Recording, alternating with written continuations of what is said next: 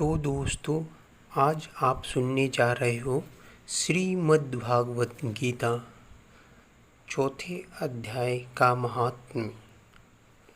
अभी तक हमारे चैनल को आप लाइक, शेयर एंड सब्सक्राइब नहीं किया तो ज़रूर करें और बेल आइकन दबाना ना भूलें।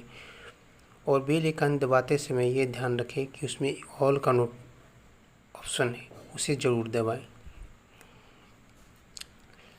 गीता एक आपका सच्चा दोस्त है जो जीवन जीने की कला सिखाता है, आपको विकसित करता है और सच्चे रास्तों पे चलना सिखाता है, जिससे आप खुद विकसित होते हो और दूसरों को विकसित कर देते हो। और महात्मा आपका दिमाग खोलता है, आपको विकसित करता है। तो चलिए शुरू करते हैं।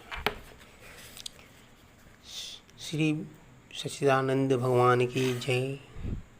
चौथे अध्याय का महात्म्य। श्री भगवान जी बोले, हे लक्ष्मी, जो पुरुष श्री गीता जी का पाठ करते हैं उनके स्पर्श मात्र से ही अधम देह मुक्ति को प्राप्त हो जाते हैं।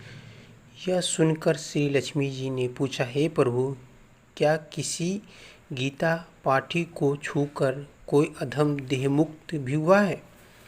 तब भगवान श्री नारायण जी ने कहा, हे लक्ष्मी, तुमको मुक्त हुए एक पूरा रत्न कथा सुनाता हूँ। भागीरथी गंगा जी के तट पर काशीपुर नामक एक नगर है। वहाँ एक वैष्णव नित्य ही श्री गीता जी के चौथे अध्याय का पाठ किया करता था। एक दिन वो साधु एक वन में गया। वह बेरियों के 2 वृक्ष थे। वह साधु उनकी छाया में बैठ गया।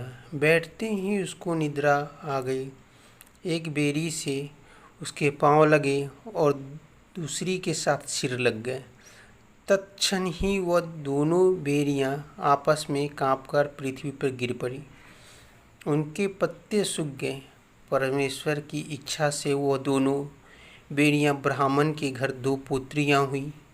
हे लक्ष्मी, बड़े उग्र पुण्यों के करने से मनुष्य देह मिलती है। जब वह दोनों ही बड़े हुए तब उनके माता पिता ने कहा, हे पुत्रियों, हम तुम्हारा विवाह करते हैं। तब उन दोनों ने माता पिता से कहा, वह विवाह नहीं करेगी। उनको अपने पिछले जन्म की खबर थी। उन्होंने कहा, हमारे मन में एक कामना है, परमेश्वर वह पूर्ण करे तब बहुत ही भली बात है। उनके मन में उसी साधु के दर्शन की इच्छा थी जिसके स्पर्श से वह अधम देह से छूटी थी। यह बताकर दोनों लड़कियों ने माता पिता से तीर्थ यात्रा करने की आज्ञा मांगी। माता पिता ने आज्ञा दे दी।